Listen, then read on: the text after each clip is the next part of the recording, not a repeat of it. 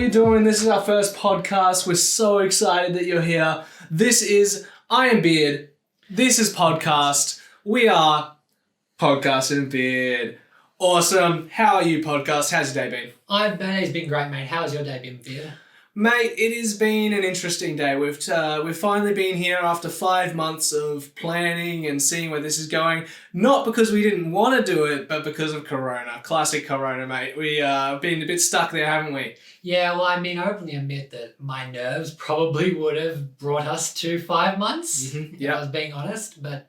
That's all right, mate. You're doing great tonight. We're having a great time. We're having a fun time. We're ready to do this. This is our first episode. We're excited. Are you excited? I am very excited. A little bit nervous, but that's okay. It's good to be a bit nervous. Definitely awesome, my friend. Well, what are we doing today? What is Podcast and Beard? Tell us through it. Well, I figured that one of the things that I'm passionate about, one of the things you're passionate about, Beard, is that we both like gaming. True. We both like life. Wow, no way. So anyway, I figured why don't we create a podcast about podcast and life? Nice. I approve of this message. I very much like it too, and life is pretty good, don't you think? Life is good, yeah. Life is good. Like, you have to be living to enjoy life. So I hope you're living out there. If you're watching this and you're not living, I don't know how you're doing it, but good on you, mate. This is Podcast and Beard, as we mentioned before. We're just starting out. This is our first podcast. You would have seen our video last week as our first video about the PS5, but this is our first podcast today, and we're just going to talk about the history of our lives in gaming, our lives in life, how we came to it, what's media about, what's relaxing, and all those kind of things. So let's just jump straight into it, Jack. Yeah. Tell us, how did you start gaming? I started gaming, I think I was about 6 or 7 years old, and I got a PlayStation 2. That's my main memory. It was PlayStation 2, the glory days. Mate, love it. And then I remember playing Ratchet and Clank 3. Yeah, that's a classic. That is a classic, and it was fun back then. I'm realizing now that I don't have the notes of all my games. Yep. You're just like, crap, what games did I play? I can't remember. Mate, I believe in you. Gosh, it was a PlayStation 2 era. It was you know what it was? It was very much a movie franchise of games. Yeah, okay. Yeah. Pirates of the Caribbean. Yeah. Scooby-Doo. That type of thing. And Star Wars. My gosh, Star Wars. Can't forget Star Wars, mate. I hated that General Grievous mission. I hated it with a passion. Yeah. I never beat it. Mate, how old is this game? How old are we talking? This is 2004, 2005, maybe. I'm not entirely sure. Well, sorry for all the audience out there that may be born in 2004. You probably have never heard of this game before, but Jack's played it. He's an old fart, just like myself, and we love it. Continue, Jack. Sorry, podcast. Continue, podcast, and let us know more about your story, mate. So then, as I went from the PlayStation 2 era, I went to the Xbox 360. I switched. Big controversial, but it's okay. Yep. And I was very much into the Need for Speed, and I was very much into the gaming of the quote-unquote youth. I really enjoyed those. At some point, I was finally allowed to play Halo. Nice, yep. And that was it. That was it. That was the beginning, wasn't it? Everyone remembers their first time playing Halo. Like that moment of, oh, this is big. Yeah, definitely. It's a great game. I bet most of us have all played it, especially us older guys that have especially played Halo 1. Obviously, Halo 5 is coming out soon. And no, Halo 5 is already out. What am I talking about? What is it? Infinite. Halo Infinite, that's it. I mean, who cares, really, honestly? We're a bunch of Sony fans here, so we're not even caring about this Xbox Series crap. That's actually come out today. As we're recording this, so the Xbox Series S and the Series X. Or, who knows what they're calling them these days? Mate, just make it simple. 1, 2, 3, 4, and 5. Like, that's what the PS4, 4, 5, and 1, and 2, and 3 have done. And I don't know why I ordered it like that, Jack. But, the PS5 is coming out in a couple days for us. We're doing this a bit of a pre-recording, but... nonetheless, we're very excited. The PS5 is going to be awesome. You would have seen our video last week about it. Oh, mate, I'm ready for that. But let's talk about more of your more modern gaming, like when you've played more games today and more when you were growing up in high school, that kind of era. Yeah. So when I hit high school in year 7, I think I was about 12 years old. And originally I was the only person who had Xbox Live. Yeah. So to me, Xbox Live wasn't actually that impressive. I didn't see it as something amazing and life-changing because none of my friends had it. I wasn't going online and playing with people online. But something happened in that year. Well, tell me. Where every single one of my main friends, pretty much at that time, everyone got it. Everyone had Xbox Live. And within the span of what felt like 3 months, I went from not caring about Xbox Live to it was my entire life. Mate, yep. I can tell you, I was one of those mates playing in year 7. I think I got my 360 at the end of year 6 and the start of year 7 kind of era. Oh, beautiful. What an experience. And getting Xbox Live and getting to play with all the boys. Mate, tell us what was the most common game that all the boys were playing? Gosh, well, I'd have to say, it's hard because I think my memories go back to Halo 3, the sandbox, and all those fun days. Keep in mind, a lot of them would have been just us, all four people on a controller in one room. It wouldn't have been... I remember a lot of Minecraft and me being very mischievous. Yep. I'm not a big Minecraft fan. No, he's not, kids. He's not. Yeah. So what would happen was I'd get really bored really quickly. I'm very OCD, so my one job is to clean up everything. Make it all look good. If it looks good, my job is done. Cool. Yeah, someone could say clean up the trash that everyone else is making because they suck at building, and Jack's going to come in, TNT blow it up, destroy everything. Those were horrible days, guys. But that's all right. We're moving forward from then. Tell us more. Why do you game now, Jack? When I got to the PS3, late into the PS3, like 2012, so really at the end of the cycle, I got a PS3 because I wanted to play the Jack and Dexter Remastered trilogy. I was just all in for that because that had been a big part of my childhood previously.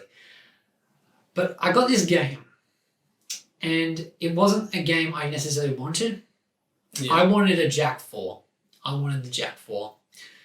The company that would make Jack 4 instead made a game called The Last of Us. And who's ever heard of that? Who's heard of that? I was filthier. Originally, I was really filthy. Yeah. Just oh my gosh, I want Jack 4. I look on YouTube for all the rumors, everything. Please give me this game. But then I played the first 20 minutes, the prologue of The Last of Us. And how did that change? And that just was it. That was it? I went, oh, this is what gaming can be. And ever since then, I've been a part of the storytelling medium, really. That is my thing. I love the storytelling. There's nothing better than getting wrapped up in a story for me. Yeah, and I'm right there with you. I think I took a little longer to get onto the Sony train and the story mode kind of games, but once I got the PS4 as well, I went straight into the story games. I was just like, this is great. Horizon was a classic. I think that's one of my favorites. I played a bit of The Last of Us. Then again, Last of Us, the original one, took me about 2 years to complete. Not 2 years of playing it every day, but 2 years I'd play it once a month and then I'd skip it for 6 months and then I'd keep playing it. We got there in the end. I had to do it before Last of Us 2 came out, of course. You can't not do it. Don't worry, guys. I tied him down at one point and said, we're going through the entire story. And that's exactly what we did. And it was good. It was beautiful, Jack. It was beautiful. I had a great time. Tell us if you love The Last of Us. I know there's a bit of controversy about The Last of Us 2. There's a lot of people who are not as into it. I somewhat liked it. I didn't like certain parts, but I think the general direction of where they were going did really well. It was a great game. Looked beautiful.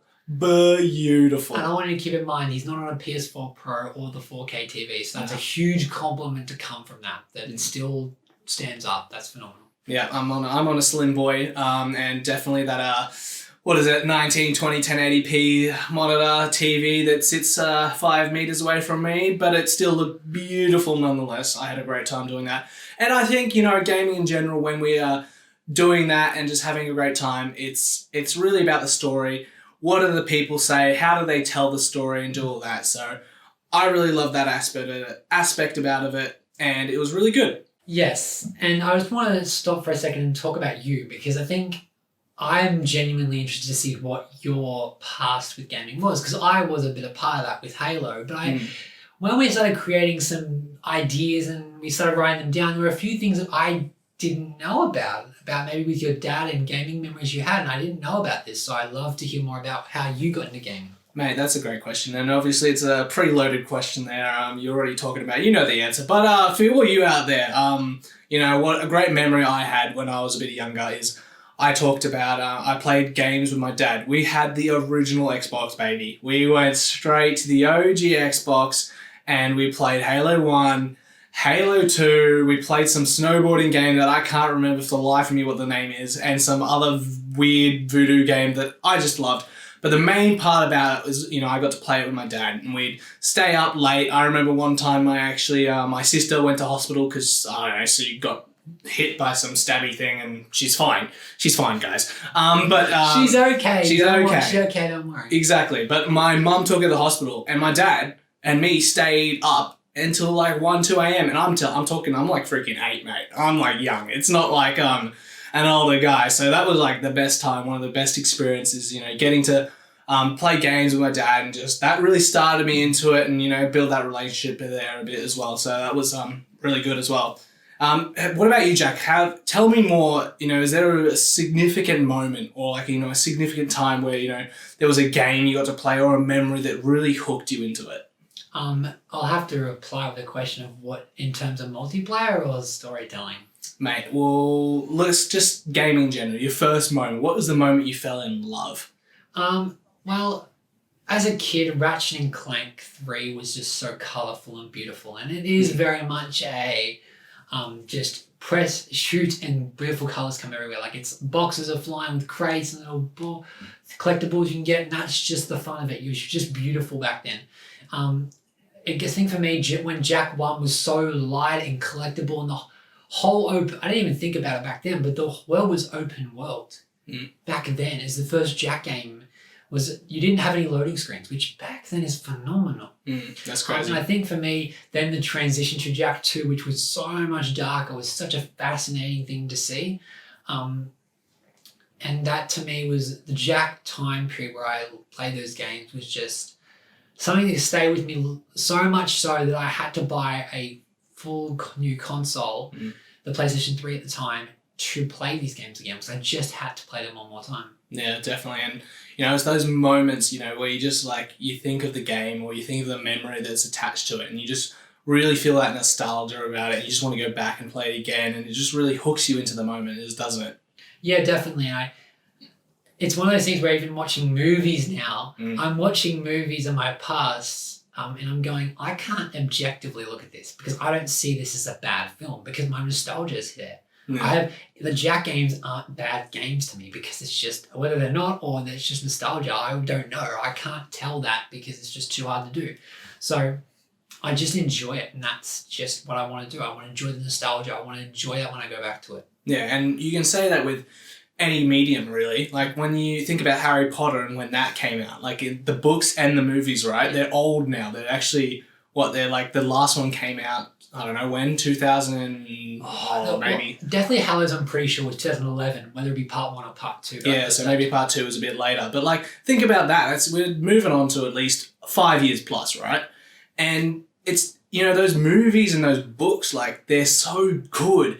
And it's not the fact that, you know, they were made at an older time or they were made at this, like, crappier, like, graphics or, you know, whatever, CGI or all that stuff. But because it was such a great book and a great movie and everything like that, you know, that nostalgia plays into it. And it's the same with games. Like, yes, the first Jack game looks horrible right now. Like, it's, you know, like, when our standards now are so much different to our standards back then. But, you know, for that time, it was great. And like you were saying, it's open world, didn't really have loading screens. That's crazy. Yeah, I just love that. So yeah, I mean, the whole, like, we talk about how I've got the PS5 now.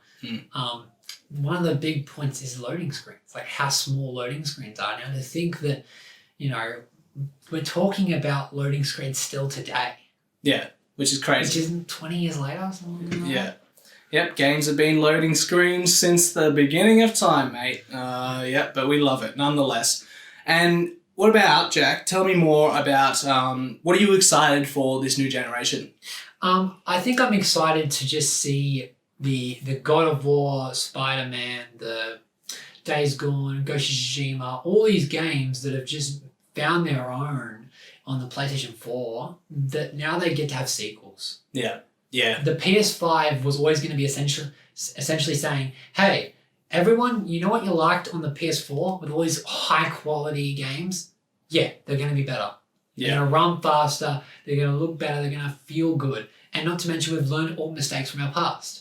And I think for me, thinking about a Spider-Man 2 or a God of War 2 or God of War 5, or I don't know how that's going to work with the... No one knows how the numbers work in that game. Yeah. But anyway, but to see those things, that's exciting to me. To see Naughty Dog broke the rules with Last of Us Part 2 and said anything goes. And where there are true stakes and you don't know what's going to happen. And whilst people sometimes that had a bit of backlash for that, moving forward, there is something very beautiful for that studio where they can just do whatever they want and it will be this, I don't know what's going to happen. I really can't know. There's no tropes. There's no nothing that's going to play into that. Yeah, and I really think for like games like The Last of Us, there's the tons of backlash that it had, and it did have backlash, and I agree with some of that backlash. Like it was really dark, really negative at some points, and it really got you to feel those emotions, but you really didn't want to feel those emotions sometimes. They're not great emotions to feel.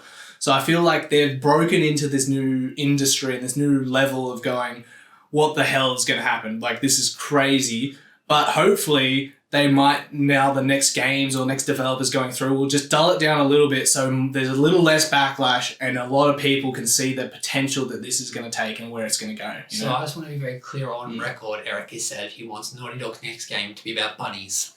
That's it. I want bunnies. 2022, Naughty Dog. What would your bunny do, Jack? What would this game be about? I don't know. It would just look so cute. It would look so real. It would look cute. It would look real, but I don't think it's going to happen, to be honest. But that's all right. We take it and we move on, my friend. We take it and we move on. Now, in our high school years, you were a part of something a little bit with me. What is this? And it's a bit relevant now, actually, coming back around with the release of the latest Call of Duty game. Ah, yes. Podcast and Beard were very much so into Call of Duty Black Ops 1. Mate, were we ever? I'll tell you guys, we are... Mr. Podcast over here, he actually he got me into this zombies mode. Oh, mate, the amount of times we tried to do the Nocta Autumn... Is that how you say it? Nocta Autumn? Nocta something? What are you talking about? I don't know, the map with George. Oh, Call of the Dead. Oh, Call of the Dead. What am I saying? But there's this trophy that we had to do. And we just grinded it so hard, and we got there eventually. And it was the most beautiful moment in all of gaming history, if I'm going to be honest. Like, all of gaming history, Jack. And Call of Duty, what do you think about Call of Duty now? Like, what was it then, and what is it now? Well, I think Call of Duty is a hard one because I'd say Black Ops, Call of Duty Black Ops back in 2010 when it came out, that was the best campaign to date. It really had this relevancy of, wow, I'm actually interested in history all of a sudden. I actually want to know what's happening because it's been related back to the past history of World War and all Vietnam War and all these interesting things that I would, whilst in school, I was like, whatever, I don't care. But playing this game, I was, oh my gosh, what is going on? And even now today, weeks ago, I was talking about this game with Dad, and I was saying, tell me about the history and talk to me about the Cold War. And with the new game Call of Duty Black Ops Cold War coming out, I was, with that new trailer, asking Dad what happened, what was it about, all of that. And I really feel as though that all of the Black Ops Cold War is bringing that magic back that Black Ops 1 had. Let's talk about history. Let's really have a conversation about history. The interesting thing I do find about the Black Ops 1 is actually, whilst it was 10 years ago, the Call of Duty Black Ops Cold War, sorry, these names are very confusing. Thanks, Call of Duty. Love it. It's actually a direct sequel to Black Ops in terms of its story. So I'm just so excited to delve into that. I openly admit, in saying that, there is a 10-year gap. Yep. That where we, gaming wanted to do a lot of different things, and one of the things we tried to do was do it very futuristic. Yeah. Definitely with those newer CODs, isn't it? Like COD, and I think COD Black Ops 2 started that futuristic, but wait, when we went to 3 and 4, it's just like, well, how many are there? There's like 50 million CODs right now, and they come out every year, but they're just so futuristic and so interesting. I don't know about it, but yeah. Tell us, what are you actually looking forward to in number 5, and what are you scared about of it? Well, I think it's a little bit hard because Call of Duty has done this thing. I don't know if people have seen it, but Call of Duty Black Ops 1 was made in 2010, and it's in 2020.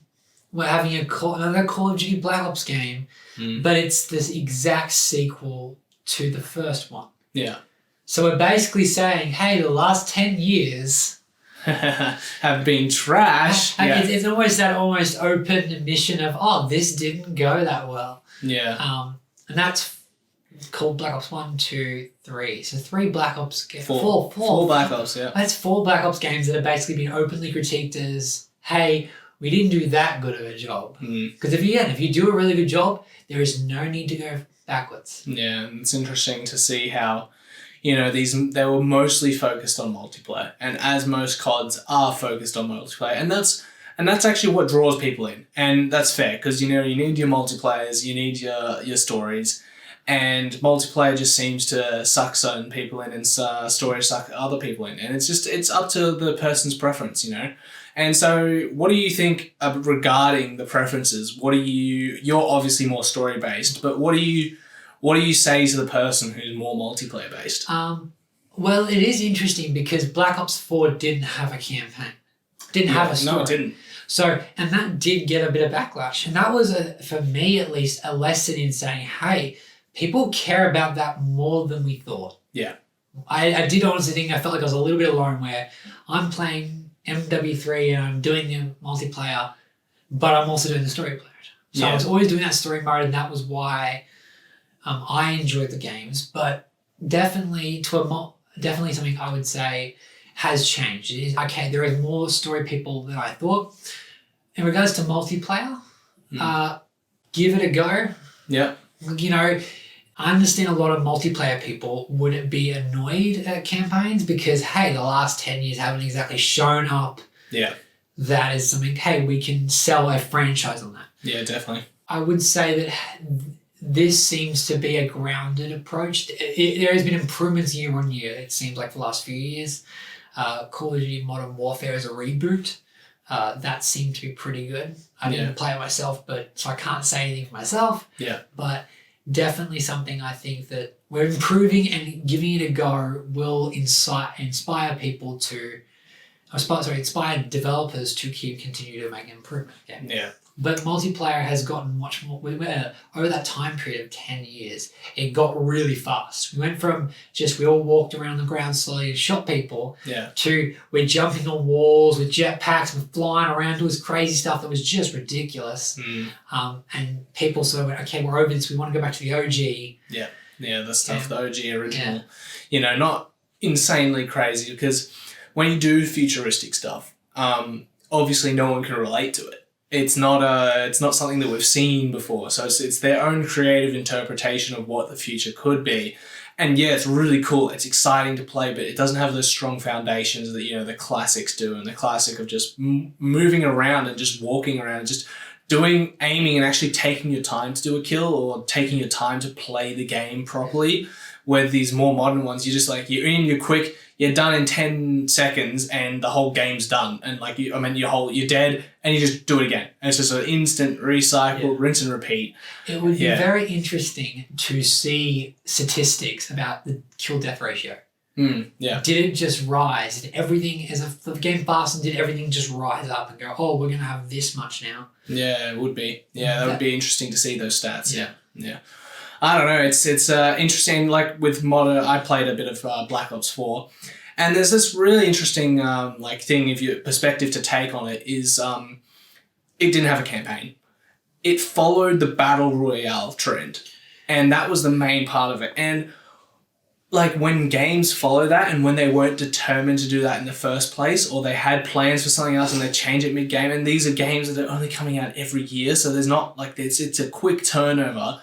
like they're really cool to start with. They're hype, it's fun, it's quick, and then suddenly the player base is gone. And that's it. And that's what happens when you really base your game off the trends of the time rather than basing it off what people want and what the general gist of a game should be founded on. Yeah. Well, I would say Call of Duty Modern Warfare 2, maybe number 3. I'd say maybe Black Ops. That is even the first Modern Warfare. All 3 Modern Warfares, and being the first Black Ops or 2 were innovative. Yeah. They were pushing the world forward. But for whatever reason, I'd have to assume money. You start realizing how much money you're making off this type of thing.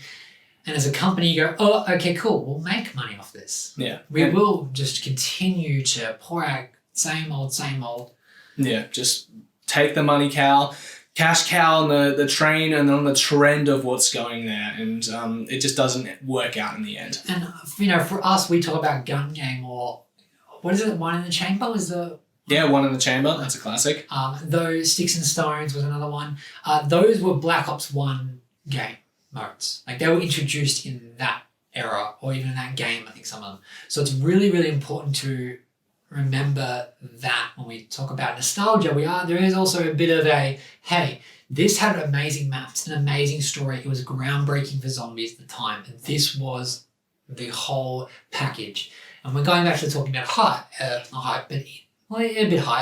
and nostalgia for the past. You can understand why, because it was innovative. It was let's try and do something new. And everyone tried to do that with new console generations. We tried to do that. Yeah.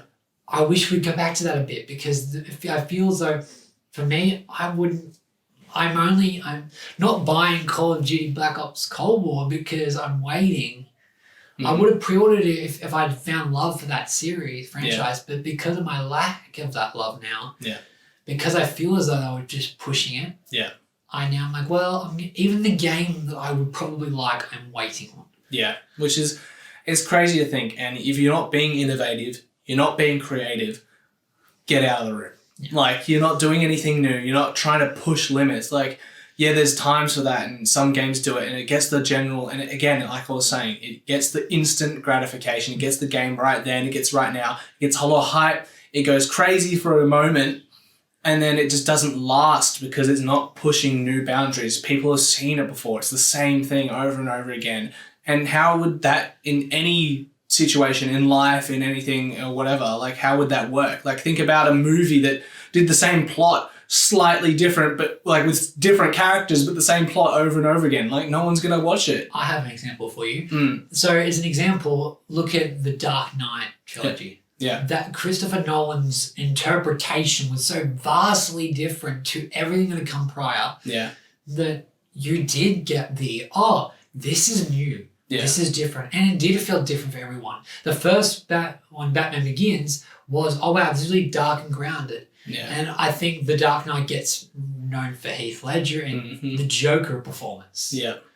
And that boundary, he pushed boundaries. Like, no one's seen an actor go that crazy before. That mentally insane, that really exotic, like, crazy things. And it's new. And people love to see something new. And if you don't push the new, you don't push the creative, you don't push the initiative to create something different, then who gives a crap? Yeah. I've recently gone back and watched a lot of Batman movies. As part of one of the podcasters I listen to, they are doing the Batman movies in review. I'm following along. So I've watched pretty much every Batman movie up until the DC universe of recent years.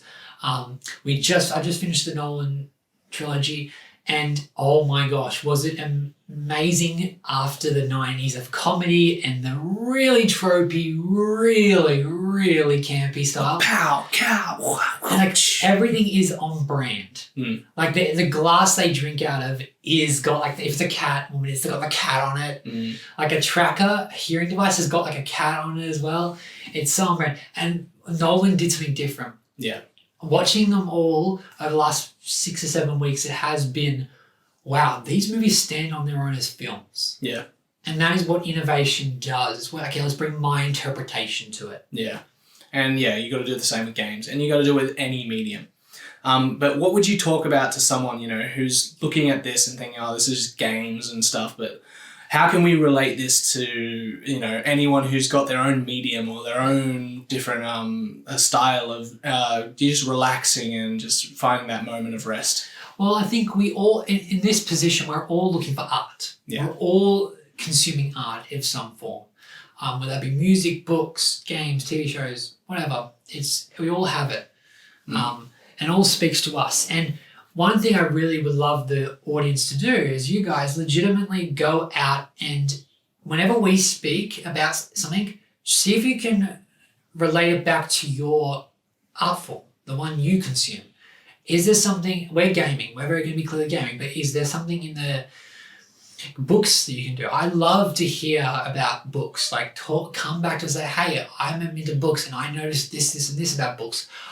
I love reading books, but I don't notice too many things changing about books. So I love to know that. From there, I love to see a little bit more of okay, cool. Well, comments about this will be great discussion, and it's good because we're getting to this thing of this thing is better than that thing. This thing is better than, books are better than TV shows or whatnot. And there's no better thing. They're just all the same. Wouldn't you say? And yeah, I think with art form, you know, it's all subjective. It's all our own opinion and our own viewpoint, and it's relative to what we find. You know, some people love books, some people love movies and binging that and binging on TV shows and really getting it. Some people it's the news and reading magazines and all those kind of things. And then there's video games as well on top of that. And you know, there's certain things that can be addictive to some that might not be as addictive to others, but they're all different art forms and they're all different ways we can enjoy life in a different way. We can relax, we can kind of chill out a bit and just enjoy those moments that we have, you know. And you know, what would you say to someone trying to enter a different art form and say they've never played video games before? What would you say to someone who's trying to jump into that? Yeah, for me, I would say I'd ask them about what are you looking to get out of it. Because there's no denying that when back in high school when we played Black Ops, it was very different to what I was doing with The Last of Us. Yeah. It's so vastly different. One, I was crying of laughter. One, I was crying from pain. Two very different experiences. But I think the thing for me was you do ask that question. You do hey, what are you trying to get out of this? Are you trying to get a really serious message? And just to all you guys on the podcast there's an ice cream truck driving around. We're not getting any. But what ice cream do you love? What ice cream do you love? Tell us, please. Tell us, please. We want to know your ice cream. Oh, look, it's gone. Thank you. Thank you, ice cream truck man. But Jack, continue. What were you saying about that? That's a great question, which I don't know the answer to. Hey, so that's lovely. I like to hear that. What about people who think gaming is stupid, who think it's a waste of time? Yeah. What would you say to them? Yeah. So now I remember where I was at. Yeah. Going from if you're looking for a really serious experience, you want to be taken on this journey and told a story, then there's this certain type of game you should play. If you are looking for have fun, have a laugh, and you just don't want that really, probably the D&M, the deep and meaningful type of feeling, right? Yeah. You would go for a multiplayer game. Yeah. And people think that this stuff isn't relevant. Just a game's a game, whatever. That's not entirely true, unfortunately. And I found something out that one of our mutual friends watched you play the end of The Last of Us. Yes. Yes, they did. And it was interesting for that perspective to see someone who's never played a game really in their life, other than maybe the classic Nintendos. I think we've all at some stage played Wii or Nintendo or that kind. And it's really interesting because those type of games are really dedicated to people in the room and cooperating together and playing together. But multiplayer and story games aren't necessarily dedicated to that. But when that person was watching and they were viewing this game, you know, it wasn't the most boring thing. They weren't scared or whatever. We're playing The Last of Us, so who knows what they're feeling. But it wasn't the worst experience in their life. So it's really interesting to see how it doesn't really matter, you know, your preconceptions of games. You know, just give it a shot. See what it's like, you know. In moments of emotion, when Beard and Podcast were sitting here and feeling that, she was just nothing really. It wasn't too much of anything. But one thing I have noticed with everyone who seems to get into gaming, my cousins, my brother's girlfriend, even my ex-girlfriend, like a lot of people have that same feeling of the Call of Duty and the Halo click. Yeah. And I don't know why exactly. I've got theories about it, but I don't know why it clicks. And it clicks so well for them that generally speaking, when they're staying the night, they want to, hey, we should play Call of Duty. Yeah. And they say it even when I don't want to play it, they want to play it. Yeah. Why do you think Call of Duty and Halo can be so accessible to people who don't even care for games? I think it really comes down to what they're wanting out of it. They're doing it because, they know maybe that significant other, that friend, that whatever relationship, that person likes gaming. They do that, and they do it for getting to know them better, but they also do it because when you play Halo and when you play COD, it's actually it's a lot of fun just to go around and shoot people. Like, honestly, like, you can't obviously do that in real life, so it's this kind of like different experience, and people can just muck around and have a laugh, and I think people really want to experience that joy and that laugh sometimes. Yeah, for me, I have found it is a bit about results. You can play a Call of Duty with robots as enemies, and you can put it on an easier difficulty, and they're racking up kills. They are increasing their kill death ratio. For those who don't know what a kill death ratio is, in KD, it's where you count how many kills you have to how many deaths you got in the game. So you always want to have more kills than you have deaths. Definitely. And I think one of the big elements of that is that they actually can have good results. You actually see results quickly. You can actually learn the game fast. It isn't sometimes if you're not in the right mindset for a story game, it's really hard to get into it. Yeah, definitely. So can you only imagine if someone who's not into the mindset, but not even there, who's never experienced a game before, would go, what the heck is this? But whereas Call of Duty, it's fast, it's action. Yeah, it's all in one. It's interesting because it's quick, it's easy to learn. It's the learning curve. Some games are ridiculously high on their learning curve. Those games are literally point, aim, shoot, done.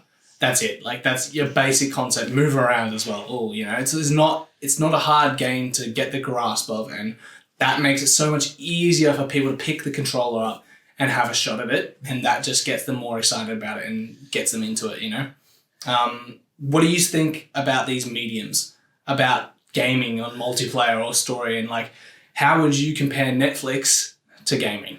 Well, I mean, you can obviously now the Games Pass for Xbox is so relatable to Netflix, but to me, multiplayer and Netflix can play very similar roles. Where it is, hey man, shoes off, get on the couch, chill. Just watch something and let time go by. Don't worry. Multiplayer can very much be the Brooklyn Nine-Nine or whatever TV show you're binging. It can be very much that where, when you watch Netflix and the autoplay comes up and you go, one more, why not one more? Yeah. It's the same thing with multiplayer. You get end of the game, you go, I didn't do too bad that game. I want to end on a high. So then you keep going. Yeah. And then when you end on the high after that game and you do well, you go, I'm on a high. I'm not going to stop now. Yeah, and a classic meme with the boys is, just one more game. Just one more game. 50 games later, and you just keep going and keep going. It's the same with Netflix, the same with gaming. Same with people who love books. They'll get to the end of a chapter, it's like, I can do one more chapter. I'm not tired enough. Books are a great one because it is, the end of the chapter, it can be quite often a cliffhanger. So it is, let's go again. And again, please, people, everyone out there who's listening, please just tell us what media form do you use or art form do you use most, and let us know how any of this relates to you and what can you get out of it. Yeah, definitely. Yeah, so what do you think about these mediums? How do we best change the stigma around gaming? Like, how can we get this idea that it's not just gaming, but where watching Netflix and TV shows isn't considered as bad, but gaming can be bad. Like, why is it like that? Stereotypes would be a huge part of this, right? The stereotype of a guy in his room with the Red Bull and the headphones and just going, "Raw, go on, man, let's do this." Doritos. Doritos, great one. That is a stereotype, and the hard part is that sometimes it's accurate. Yeah. Sometimes it's real. Yeah. One of the things I find, which I won't go in depth in discussion here because that's a whole other point, is video game violence. Mm. And that being taken out through news outlets and to be trying to blame games for violence. Yeah. That is really hard because it's not actually accurate when you look at games. I think the Nintendo CEO has a quote, a really great quote of, if everyone became what they were in video games, all baby boomers would be running around as Pac-Man eating people. Yeah. Which is such a true point. I'm like, yeah, that's definitely a very valid point. But do you see that happening? No. I don't see people eating people out on the streets. Actually, if you do see that, please call the police. Yeah, please. So yeah, I think that when you talk about gaming stigmas, you go, okay, well, it is about having awareness of there are probably 2, maybe 3 types of gaming, I'd say. Storytelling, multiplayer, and the Nintendo on the couch. Yeah, like the Wii, the... Family time. Family time, yeah. Like those ones. But for me, I think it's about breaking down those walls and saying, hey, look, gaming is not just one thing, it is 3 things. And depending on which one you're in, it's okay. And, it's balance is everything. Right? Yeah. Balance is so important here. If someone is binging Netflix, a lot, they're not studying, not doing work or whatever it is, then criticism gets put on. Yeah. And it's the same with gaming. Yeah. Yeah. And it's weird because I can spend time reading autobiographies of famous people. Yeah. And I don't learn much because they're not connecting to me much. And that will be seen as okay. My parents would come in and say, that's great. But if I was sat here for that whole weekend playing storytelling games, despite the fact that I literally something moved in me emotionally, and I went, oh my gosh, I learned this about myself. And I went and journaled about it for hours because I wanted to express myself and understand understand myself better. Yeah. But despite the fact that I did all that, and I actually had meanings compared to the autobiographies which didn't, the autobiographies would be seen as okay. Yeah, definitely. It's hard. I mean, do you have any ways you would think of applying gaming, so changing stigmas around gaming? Something when it comes to changing stigmas, like obviously it's different, and it is actually changing now because there's so many more people playing mobile games, and people have Switches. There's obviously the new consoles are coming out, and there's so much more hype about it this year than I think there's ever been about a new console ever in the history of time, of course. So I think it's just seeing that, not every gamer is someone who sits on the couch, lazes about, does nothing, eats Doritos, Mountain Dew, and just mucks around and does nothing with their life. And it's also making sure that, you're not stigmatizing it. You don't want it to let loose and just, everyone can do it and waste their life on it because, sometimes it is a bit of a waste of time, but it's also about relaxing and stuff. So it can come down to laziness and turning on your autopilot and those kind of things. So, there's also that stigma around laziness, which is somewhat fair, honestly, because you shouldn't just be sitting around being lazy. So what can you say that, gaming isn't just fully lazy? Like, what do you actually learn and get out of gaming? Yeah, and that is the word I would go for, lazy. Yeah. That is the word that you would probably best associate with gaming. Yeah. It is the one-word definition. Waste of time, pointless, whatever. The really hard part, I think, is that there is a time and place for a multiplayer. Yeah. There is a time and place for a co-op on the couch Nintendo experience. Storytelling, however, is a very different kettle of fish. It's a very different type of game where you don't play a Last of Us or a God of War and you don't sit there and go, well, that was a waste of time. No, that talks about that. Those 2 games talk about so much about parenthood. Yeah. And even the child to extent and how that goes. And I think that more conversation about it, just to say, hey, I've experienced games that aren't lazy and pointless and a waste of time. That type of thing. Yeah, definitely. And, you can find those lessons within. And I think it's when it comes down to, are you addicted or are you playing it because it's something to relax you, and are you turning your autopilot on, or is this you becoming your addiction to get away from, like, are you trying to escape something? Like they're the points of where gaming gets the stigma, where the laziness gets the stigma as well, and we shouldn't be sitting around doing nothing. We're not designed to sit around and do nothing. We're designed to get out, work, feel things, grow and learn and mature as human beings. And some games can actually help you with that. And especially for young men, finding these games in these times where you're not getting, judged or seen in certain ways, but actually just getting to relax and grow in your maturity. Sometimes you're not growing in maturity and immaturity, especially with multiplayer games. But some storytelling games, they can bring out these new emotions that you've never felt before, and you can actually grow in them. And that can be, just sometimes good for the people, and it could really help. Yeah, and I feel as though one of the most important things to do is not to feel overwhelmed with life. Yeah. Right. And if you are genuinely struggling, please seek help. That is a ridiculously serious issue. Yeah. And it's not to be ashamed of. I've struggled with it. Beard over here struggle with it. Mm. So please seek professional help, mental help, if you need that. Mental health issues are serious and they're real, and there's nothing wrong with that. We all go through them. I've gone through them. There's nothing wrong with them. Yeah, and if you're not ready to see someone professional or whatever, go to your best mate, go to your friend, find someone that you can really trust and care in, and really see what they're someone that's going to speak something positive in life. Don't go to a mate that's just going to speak negative into it. Really find someone that's going to help you get through it and, get you through it and that thing. And, sometimes it might mean you go off and you play a game or two and you get through this moment through it, but don't let your life be determined by gaming. Don't let your life be determined by watching Netflix, by finding these, reading books, not socializing, Make sure you're getting out there as well, get healthy, keep fit, do all those kind of things. They're definitely great. I think we've dived a bit deep into the deeper stuff, and that's what this is about. We're not here just for gaming. We're not here just to chill and have fun all the time, but we want to, get real as well.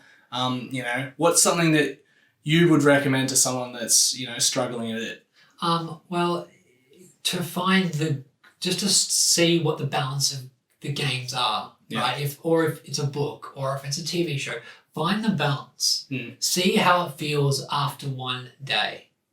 See how it feels after one game, one chapter, one episode. See how that feels, and do your best to open up to the people around you, because they will most likely love you and want to see you grow and thrive and have a high quality of life and be happy. If they don't, it is time to start slowly saying, hey, what do I need to do to have those people in my life that do care and do love me and want the best for me? Yeah, definitely. And, there's plenty of helplines out there and people who are caring for you guys. So get out there, see what happens. And, we're supporting you. We're just some random small podcast, but we're here. Put it in the, if you need help or anything, just hit us up, whatever. We love you guys. You're the best. I think that's a great way to just finish us up.